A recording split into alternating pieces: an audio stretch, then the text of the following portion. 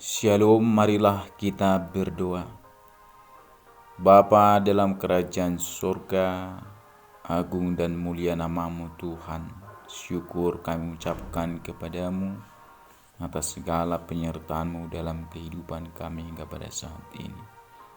Kami akan mendengarkan firman-Mu, berfirmanlah Engkau Tuhan, sebab kami telah siap untuk mendengarkannya. Dalam nama Yesus Kristus kami berdoa kepadamu. Amin. Firman Tuhan bagi kita pada saat ini tertulis dalam kitab Ulangan pasal 34 ayat 7 sampai ayat yang ke-12. Beginilah bunyi firman Tuhan. Musa berumur 120 tahun ketika ia mati. Matanya belum kabur dan kekuatannya belum hilang. Orang Israel menangisi Musa di dataran Moab 30 hari lamanya. Maka berakhirlah hari-hari tangis berkabungan karena Musa itu. Dan Yosua bin Nun penuh dengan roh kebijaksanaan, sebab Musa telah meletakkan tangannya ke atasnya. Sebab itu orang Israel mendengarkan dia dan melakukan seperti yang diperintahkan Tuhan kepada Musa. Seperti Musa yang dikenal Tuhan dengan berhadapan muka, tidak ada lagi nabi yang bangkit di antara orang Israel.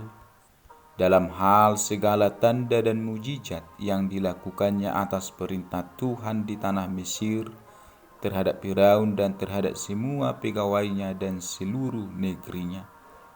Dan dalam hal segala perbuatan kekuasaan dan segala kedahsyatan yang besar yang dilakukan Musa di depan seluruh orang Israel. Demikian pembacaan firman Tuhan. Topik firman Tuhan ini kematian Musa. Saudara-saudari sekalian, Musa merupakan salah satu tokoh penting yang ada dalam Alkitab. Ia seorang yang diutus oleh Tuhan untuk membebaskan bangsa Israel dari perbudakan Mesir dan menuntun Israel menuju tanah perjanjian, yaitu tanah Kanaan. Kisahnya yang melegenda itu membuat kita sebagai umat Kristen dapat mempelajari dan bahkan merenungi kisah-kisahnya. Sikapnya yang taat pada Tuhan membuat Musa layak menjadi salah satu tokoh yang diteladani. Saudara-saudari sekalian, perikop khotbah ini berbicara tentang kematian Musa. Hal ini dapat kita pahami sebagai bagian dari tidak diizinkan Tuhan Musa memasuki tanah perjanjian karena ia gagal mempercayai Tuhan. Dapat kita lihat dalam kitab Bilangan 20 ayat ke-12. Akan tetapi sebelum kematiannya, Tuhan masih mengizinkan Musa naik ke atas gunung Nebo dan melihat negeri perjanjian itu. Musa mati dalam keadaan mata yang belum kabur dan kekuatan yang belum hilang. Ia meninggal dalam usia 120 tahun. Ia dikuburkan oleh Tuhan sendiri di suatu lembah di Moab. Tempat itu hanya Tuhan yang tahu. Bangsa Israel berkabung atas kematiannya selama 30 hari. Ini adalah peringatan kematian yang panjang, karena biasanya hanya selama 7 hari. Hal ini membuktikan bahwa Musa adalah seorang nabi Tuhan yang agung yang pernah hidup di Israel. Namun demikian, sekaligus kita diingatkan bahwa bukan Musa dan Taurat dapat membawa orang masuk ke dalam perhentian kekal. Hanya Sang Pemimpin hidup sejati, yaitu Tuhan sendiri, Sang hidup itu sendiri yang dapat menuntun kita masuk ke tanah perjanjian kekal. Ialah Yesus Kristus dan Injilnya yang berkuasa mengubah hidup. Musa mati tidak bisa ke Kanaan, apalagi mengantarkan umat. Tetapi Tuhan telah memerintahkan Musa mempersiapkan Yosua bin Nun. Ia penuh dengan roh kebijaksanaan, sebab Musa telah meletakkan tangannya ke atasnya. Sebab itu orang Israel mendengarkan dia dan melakukan seperti yang diperintahkan Tuhan kepada Musa.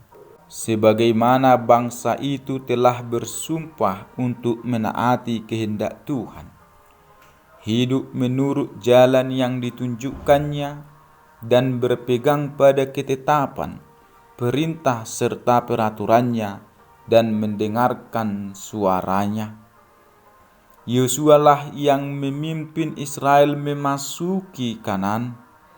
Seperti Musa yang dikenal Tuhan dengan berhadapan muka, tidak ada lagi nabi yang bangkit di antara orang Israel dalam hal segala tanda dan mujizat yang dilakukannya atas perintah Tuhan di tanah Mesir terhadap Firaun dan terhadap semua pegawainya dan seluruh negerinya, dan dalam hal segala perbuatan kekuasaan dan segala kedahsyatan yang besar yang dilakukan Musa di depan seluruh orang Israel.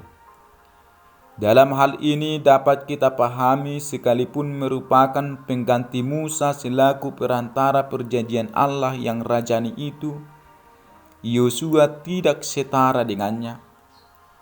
Allah berbicara langsung dengan Musa, namun Yosua harus menemukan kehendak Allah melalui perantaraan para imam.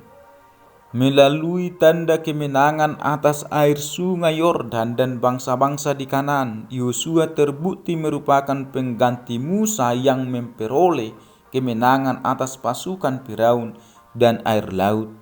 Namun tidak ada yang menyamai Musa di dalam menerima penyataan tentang keperkasaan Tuhan yang menyelamatkan. Saudara-saudari sekalian, Musa tidak marah kepada Tuhan sewaktu hidupnya dengan keberadaan Yosua yang akan menggantikannya.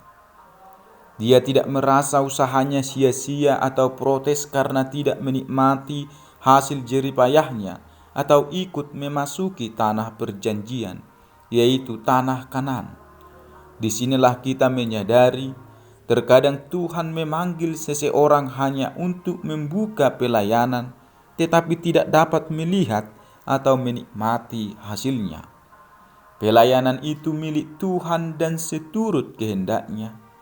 Hanya taati perintahnya dalam ketaatan agar dapat melakukan pelayanan dengan setia hingga akhir kehidupan kita. Kesulitan dalam pelayanan memang tanggung jawab kita, tetapi Tuhan yang berotoritas menyelesaikannya. Amin. Marilah kita berdoa.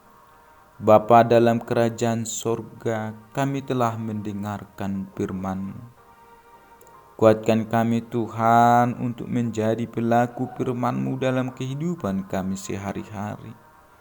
Tolong kami Tuhan di dalam Roh Kudus-Mu. Tuhan, kami telah melihat bagaimana Engkau berkarya di tengah-tengah perjalanan umat-Mu, bangsa Israel yang keluar dari tanah Mesir dan menuju ke tanah Kanaan, yaitu tanah perjanjian. Dan Engkau Tuhan berkarya di dalamnya. Dan itu membuktikan bahwa Engkau Allah yang hidup yang menepati janji-janji-Mu. Dan disitulah kami melihat keagungan dan semua apa yang Kau rancangkan, yang Kau tepati. Tuhan, kuatkanlah kami dalam kehidupan kami ini menjadi para pelayan yang setia kepadamu dan yang selalu taat kepadamu di dalam segala pelayanan kami, sekecil apapun tugas tanggung jawab kami itu dan sebesar apapun itu. Kami yakin dan percaya kami mampu melakukannya, dan Engkau pasti menguatkan kami. Tuhan, ampunlah kami atas segala keberdosaan kami. Hanya dalam Kristus Yesus Putra-Mu yang tunggal kami berdoa kepadamu. Amin. Salam sejahtera bagi kita semuanya. Shalom.